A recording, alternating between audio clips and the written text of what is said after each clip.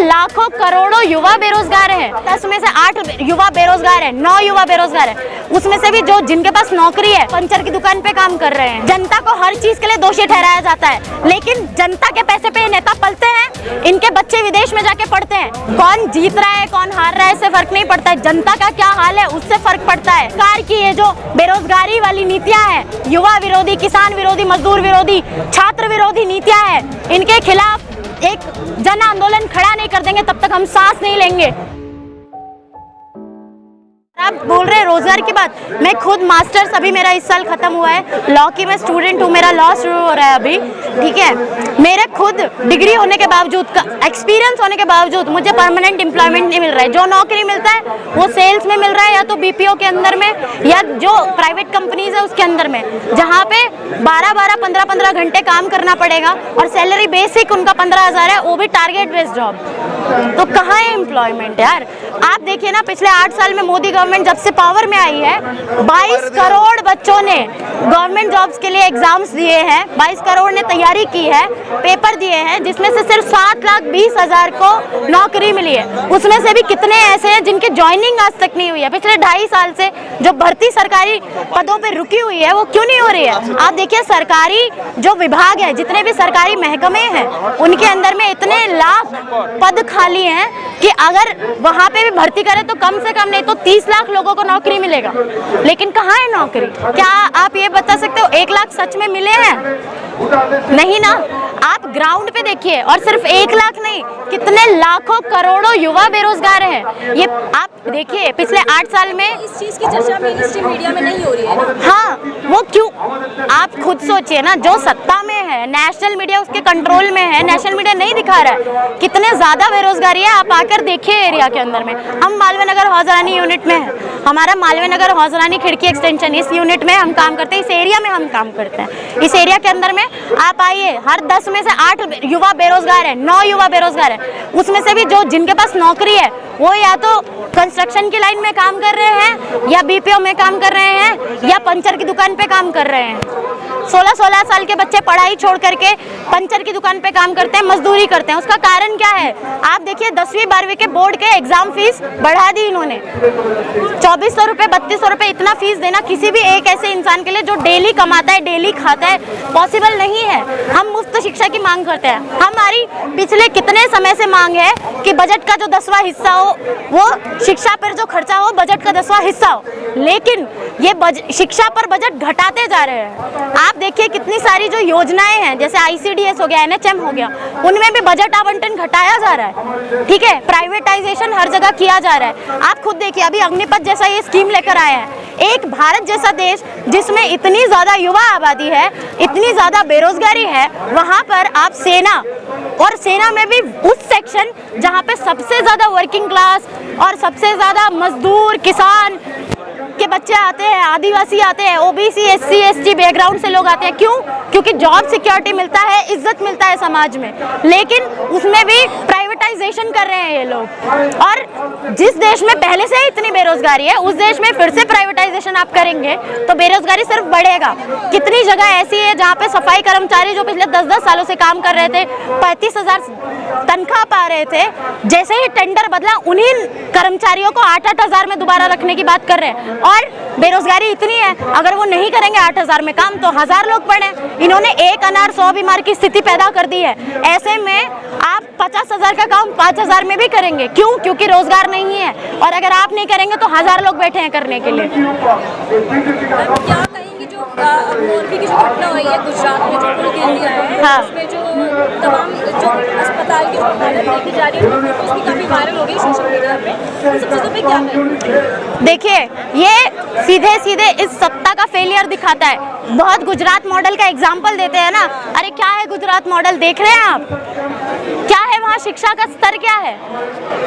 आप केरल का उठा के देखिए, एजुकेशन लेवल क्या है, लिटरेसी रेट क्या है केरला में। अगर फॉलो करना है एजुकेशन मॉडल तो केरला का कीजिए ना, पर उसके लिए सरकार का नियत चाहिए वेलफेयर का। क्या सरकार की नियत है वेलफेयर करने की? नहीं है। आप कहते हैं महिला सुरक्षा, कहाँ है महिला सुरक्षा आपके इसमें? आप देखिए हाथरस जैसे कितने कांड रोज हो रहे हैं, बस मीडिया में नहीं आ रहे हैं। और मीडिया क्या कर रहा है? सो रहा है। ये इलेक्ट्रॉनिक और प्रिंट मीडिया है जो फिर भी कवरेज कर रहा है, ठीक है, फिर भी कवरेज कर रहा है। आपके जैसा जो मीडिया है, जो यूट्यूब चैनल्स हैं, वो आके कवरेज दे रहे हैं। नेशनल मीडिया बिका पड़ा है। लोकतंत्र का चौथा खंभा बोला जाता है मीडिया को, पत्रकारिता को, लेकिन पत्रकारिता भांड का काम कर रहा है आज।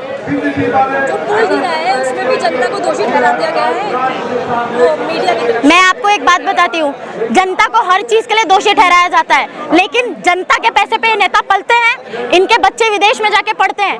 आप एक बात बताइए, क्या वो पुल सिर्फ जनता ने बनाया था? उसका कॉन्ट्रैक्ट किस कॉन्ट्रैक्टर को दिया था? सरकार का जिम्मेदारी था, ये सरकार ने दिया, ठीक है। और सबसे बड़ी बात यह है, सरकार जो टैक्स ले रही है ना लोगों से, वो विकास के लिए ले रही है, और विकास किसका हो रहा है? पूंजीपतियों का, ठीक है। ये जो आप बोल रहे हैं ना कि जनता को वो ब्लेम कर रहे हैं, हर बात पे जनता को ब्लेम करते हैं। अरे इतने बच्चे क्यों पैदा करते हैं? 130 करोड़ पेट दिख रहे हैं, 130 करोड़ मुंह दिख रहा है, एक 260 करोड़ हाथ नहीं दिख रहे हैं, 260 करोड़ पैर नहीं दिख रहे हैं। देश में युवा काम करना चाहता है, ये काम दे नहीं रहे हैं। और ये जो बोलते हैं ना कि देश का विकास कैसे होगा, जनसंख्या इतनी है, ये इतनी है, वो इतनी है। आप एक बात बताइए, एक गरीब आदमी जो अपने परिवार के लिए मेहनत करता है, जी तोड़ मेहनत करता है, भले ही उसका इंटेंशन परिवार के लिए मेहनत करने का हो, लेकिन उसकी मेहनत का असर देश के विकास में दिखता है।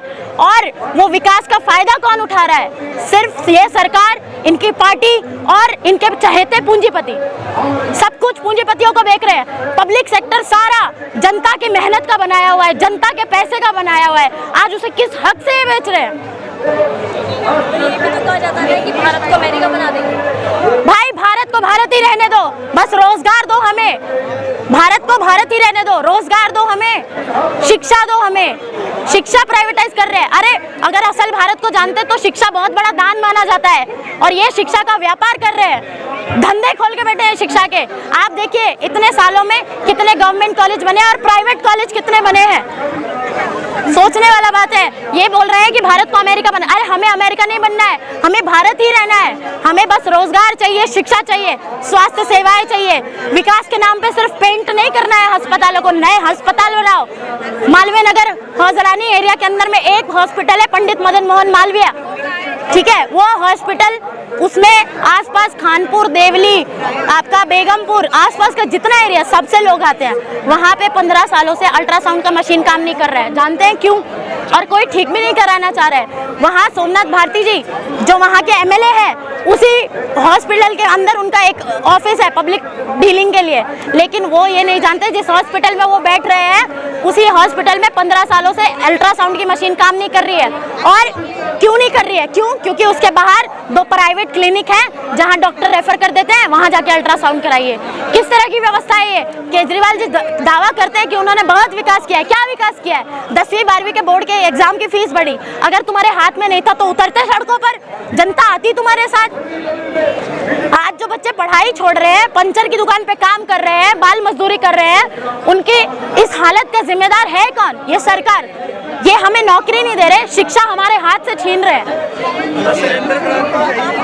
मतलब आम आदमी पार्टी की बात कर रही है, जैसे कि अभी बयान आया, अगर नोटों पे लक्ष्मी जी की या गणेश जी की फोटो,